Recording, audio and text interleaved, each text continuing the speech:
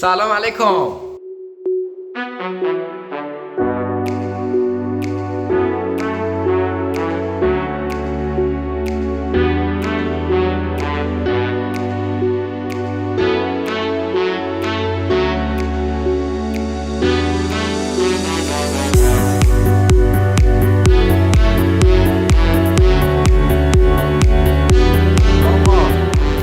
مسخره ترین کار ممکنه. فکر کن گوشی رو میذاری باید بری از جلوش رد شی، بری بیای بعد دوباره بیای گوشی بگیری. آقا امروز واقعا بلد نجاتم داد. صبح که میخواستم پاشم یه خورده پنجره باز بود، سرد، پتو روم، نمیتونستم پاشم. گفتم ولش کن، بعد از ظهر میرم پیاده روی، غروب میرم. بعد یاد ولاگه افتادم که ولاگه واسه صبحه، این فقط میتونم صبح ولاگو بگیرم. بعد به ذهنم اومد که اشکال نداره یه صبح و یه جوری میگیرم که انگار 2 روزه. بعد دیدم نه، باید برم. یه نکته ای، اگه من میتونم صبح بیام پیاده روی، همتون میتونید. چون من تنبل ترین آدم کره زمینم. درست پیاده روی و باشگاه و اینا رو میام، ولی در حالت عادی خونه باشم کلا افقی ام، روی مبل افقی افتادم و هیچ کاری نمیکنم. واقعا هیچ کاری. اگه میخوای یه کاری رو بکنی شورشو در بیار.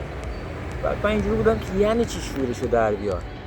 بعد ادامهش توضیح داد که گفت مثلا اگه بیرونی دوستات دارم میگن بریم اینجا، اگه مثلا اون کار به هدف تو آسیب میزنه بگو نه، مثلا من فردا میخوام برم پیاده روی نمیتونم بیام.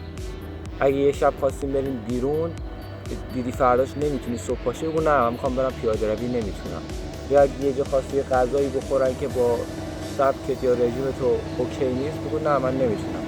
اونجا بهت میگن بابا تو گندشو در آوردی، شورشو در آوردی، بس دیگه.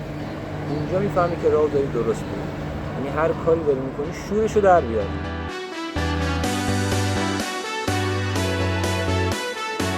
وقتش بریم سر کار.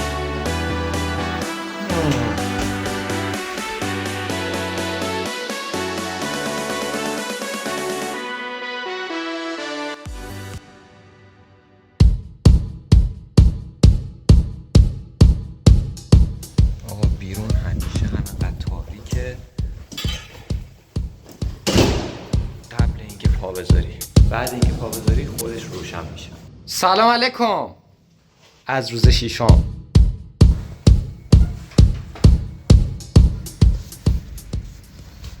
از هر چیز زردی متنفرم. آقا این پیجا و صفحه‌های زردی که هستن میگن 5 صبح بپر زیر آب سرد، روزتو طوفانی شروع کن، از اینا متنفرم. میدونی چرا؟ امروز انجام میدی، فردا دیگه نمیتونی انجام بدی. خب میگه اشکالی نداره، چیزی نشد. نه، اتفاقا خیلی چیزا میشه. شما وقتی یه کاری رو یهو شروع میکنی قطعا نمیتونی همون کیفیت رو ادامه بدی و فرداش وقتی با اون کیفیت ادامه نمیدی یا اصلا ادامهش نمیدی، باعث چی میشه؟ باعث سرخوردگیت میشه. فکر میکنی تو نمیتونی این کار رو انجام بدی، در صورتی که تو کم کم باید شروع کنی به انجام دادن این کار که بتونی راحت یادش بگیری و راحت باشه برات. اگه قراره 5 صبح بپری تو آب یخ، تو اول یه هفته 5 صبح پاشو، یه هفته مثلا 2 بار برو زیر آب یخ ببین چجوریه، بعد یه 5 صبح بپر تو آب یخ. خودم همچین اشتباهی کردم و همچین خطایی رو مرتکب شدم و هر چقدر که بیشتر این کار رو انجام میدم و بیشتر نتونستم، بیشتر از نظر ذهنی فکر کردم که نه نمیتونم، یا این کار من نیست، من تنبلم شاید و خیلی از این چیزا. در صورتی که نه، هر چیزی رو اگه آروم آروم شروع کنی و درست شروع کنی خیلی موندگارتره. پس لطفاً یه لطفی به خودت بکن، هر وقت که این صفحه‌های زرد دو دفعه بعد دیدی سریع بزن بره. من که بلاک میکنم که دیگه حتی دفعه بعد هم برام نیاد، چون اون لحظه بهت یه انگیزه‌ای میده، ولی آیا فرداش هم همون انگیزه رو بهت میده؟ پس فرداش هم همون انگیزه رو میده؟ پس اون فرداش هم همون انگیزه رو میده؟ نه، ما با انگیزه که نمیتونیم ادامه بدیم. انگیزه خوبه ولی کافی نیست. برای استمرار داشتن تو باید یه کارو فقط انجام بدی، فقط انجام بدی. یه روز 100شو میذاری، یه روز 50 میذاری، یه روز خیلی خوب عمل میکنی، یه روز متوسط عمل میکنی. اینکه هر روز 100 باشیم مثل استمرار نیست، اصلا یه توهمیه که برای ما ساختن. من مثلا هر روز به حال خوش نمیرم باشگاه، ولی هر روز که از باشگاه میام بیرون حالم خوبه. امروز روز بدنسازیه، با پای خودمون داریم میریم که باید بگم که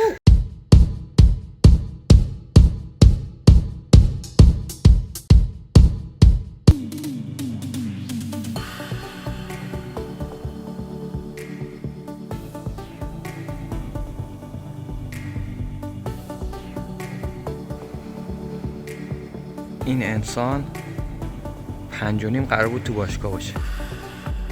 ساعت چنده؟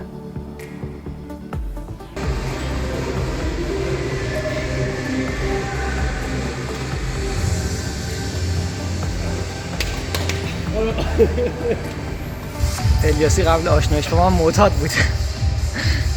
زندگی خیلی سختی داشت و افسرده بود. آره. این قیافه چند دقیقه دیگه میخواد بیاد براتون از انرژی صبح صحبت کنه. آقا از امروز قراره خیلی جالب تر بشه. قراره روی چالشمون یه چالش دیگه بیاد. اولین وعده غذایی که بعد باشگاه خوردم قراره تا 50 ساعت بعدش هیچی نخورم. همون فستینگ در واقع. پایان روز 6م.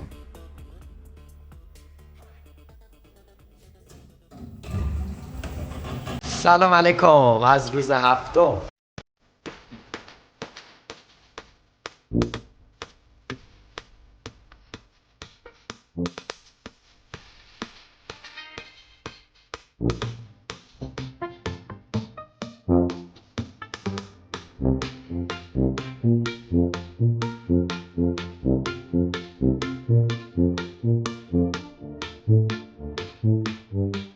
آقا امروز با همه روزهای دیگه یه فرق خاص داره، اینه که من فستم.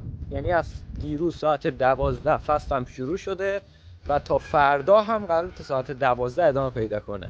فستم این شکلیه که آب و چای و قهوه رو مجاز بخورم، بقیه چیزا ممنوع. آقا به دوستان میگم بریم پیاده روی، بعد ساعت رو که بهشون میگن سگ این ساعت بیرون میره. نه واقعا نمیره، گرفته خوابیده. درد ده من واقعا حالم بد.